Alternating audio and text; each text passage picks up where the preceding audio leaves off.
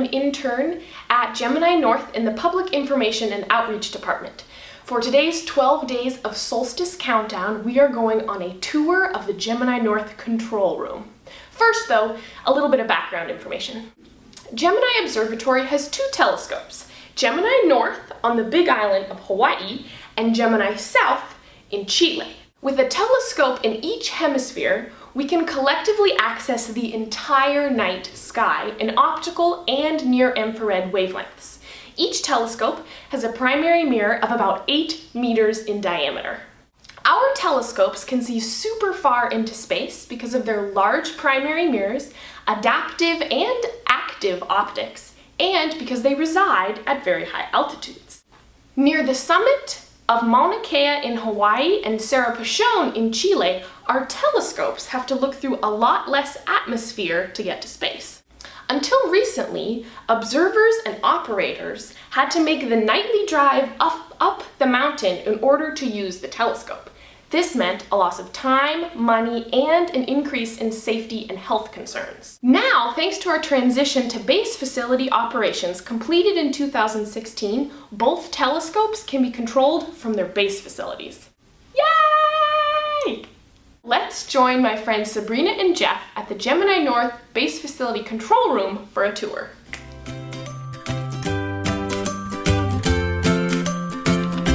Oh, hi Sylvia!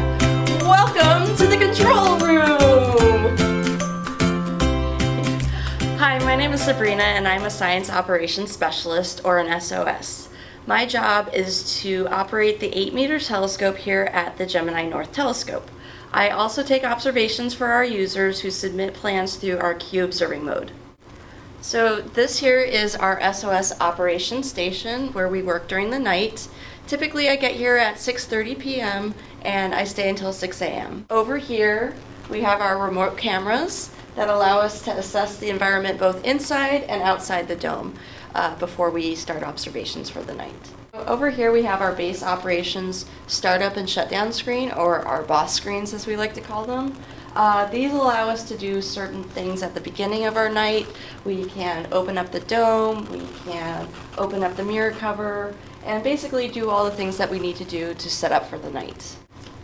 We have our Altair screens, and Altair helps us to run our adaptive optics system.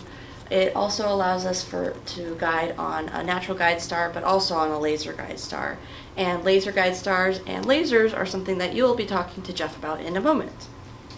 Down here we have the TCC, which stands for the Telescope Control Console.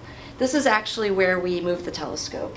The observer will tell me where to slew, and I use these screens to slew the telescope to whichever target we're going to observe next. These are screens that we use to assess the weather up on Mauna Kea. Since we work remotely, it's really important that we see what's happening outside, so we have cloud cameras that point to different parts of the sky that allow us to see clouds or fog if it happens to roll in. Up here we have the telescope health status display, and in the simplest way possible it tells us if something is good or bad with either the telescope or any of the instruments. And this is really helpful at 3 in the morning when you're tired and you just need to know if things are working or not. And over here we have the observer station. This is where the observer sits and they decide what plan we're going to observe during the night, which basically depends on the weather predictions for that night. The observer and the operator together work together throughout the night, keep an eye on each other, and we do the best job we can at getting the best science to our users. And that's most of my job here at the control room. Thanks for stopping by, and next you get to talk to Jeff about lasers, so have fun. Hi, I'm Jeff Donahue, and I'm a senior laser technician here at Gemini North. And you might ask yourself, well, what does a laser have to do with the telescope? We use the laser to create an artificial star. And we might also call it a beacon, but what we use it for is to help us with the problem that arises from atmospheric turbulence.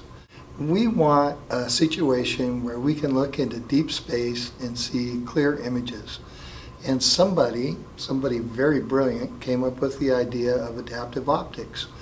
And so we use deformable mirrors and instruments in conjunction with the laser to help us to get a clearer image in a night sky.